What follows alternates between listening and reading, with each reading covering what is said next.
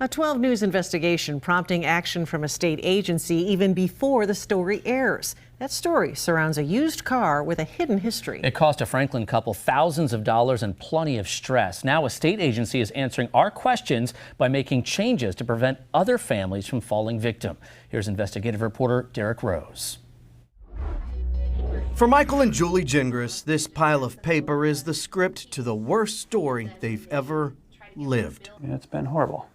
A nightmare. And like most nightmares, this one started with a dream, the perfect or at least ideal used car.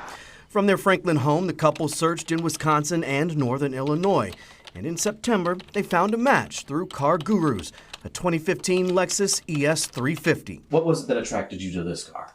It wasn't overpriced like all the other cars have been. Yeah, everything is so overpriced. It was on the lot at Exclusive Motor Sales 90 minutes south in Addison, Illinois.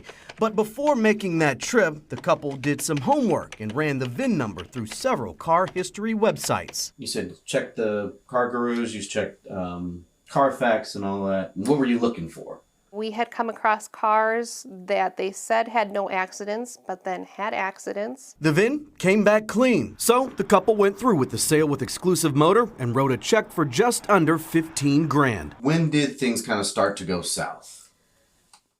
When we couldn't get the title from the dealership and we were running out of time on the temporary tag. The couple claims Exclusive Motors stopped taking the couple's calls. We spoke with the Secretary of State. They said, well, give it a little bit longer. We gave it a couple more weeks. They checked the VIN through their system there at the Illinois Secretary of State's office. They said, everything's fine. Even the Secretary of State database showed no problem with the VIN or the vehicle. And with no title, 2 weeks later, Julie Gingras filed a formal complaint. A Secretary of State investigator told the couple to verify the VIN number through local police. And the couple took the car to Franklin PD. They had us waiting there for quite a long time, about 2 hours. Yeah, I'd say almost 2 hours. Yeah, and they weren't letting us know what was going on, and then they came out and they said, well, here's the deal. It's stolen. And we're like, what? Stolen. The car they purchased and had paperwork for, police told them was not legally theirs. And then there was another officer that called the tow truck right away. So it went from, yeah, we're going to figure out what's going on here to get your stuff out, we're taking your car. So just like in like that. 5 minutes, yeah. And what are you thinking as you see them load this vehicle up on a tow truck and your $15,000 just drive away? What do we do now? Yeah. They're saying it's a stolen car. But how? The answer in a report from Hoffman Estates Police in the jurisdiction of the Lexus's original owner, Odessa Chicago. According to the report, the Lexus was one of 11 cars Odessa sold to a man named Mohammed Uddin, the owner of Exclusive Motor. The report notes days after the 11-car deal, the checks Uddin wrote all bounced, and Hoffman Estates Police considered the car stolen. 12 News came to Addison, Illinois to track down Exclusive Motors, the place where the couple bought the car. We came upon this industrial business park, and we found Exclusive Motor Sales, and the business appears to now be closed. And an open mailbox outside Exclusive Motor shows the Secretary of State has also been trying to get in touch, but the mail continues to pile up.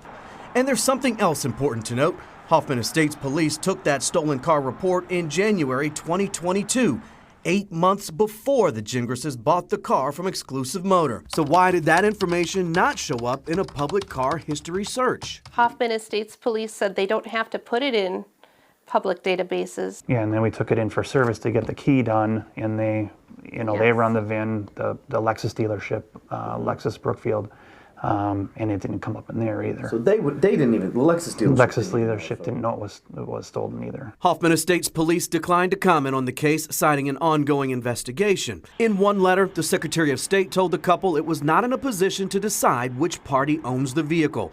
But that changed on Monday, just hours before this story was scheduled to air. In an email to the couple, the Secretary of State apologized and revealed its investigation was able to clear any further claims to ownership of the vehicle. Adding in a statement to 12 News, it would issue the title to the couple on Monday, calling it a nightmare the Gingras family should have never experienced. I want people in Wisconsin who go to Illinois to buy a used car to know it's a risk.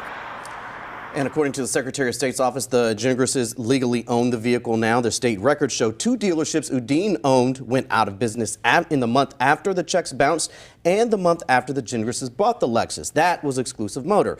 As for the stolen car report, a Secretary of State spokesperson says the vehicle purchased with a bad check is not considered a stolen vehicle, and police departments generally do not take theft reports for these types of cases. So what changes is the Secretary of State now making? We found that they have now, the spokesperson said because of our reporting in this case, it created a new unit in the Secretary of State's office called the Title Resolution Unit with the goal of protecting consumers by closing loopholes and enhancing communication between law enforcement agencies. That's just it. Those agencies have to communicate. Thank you, Derek.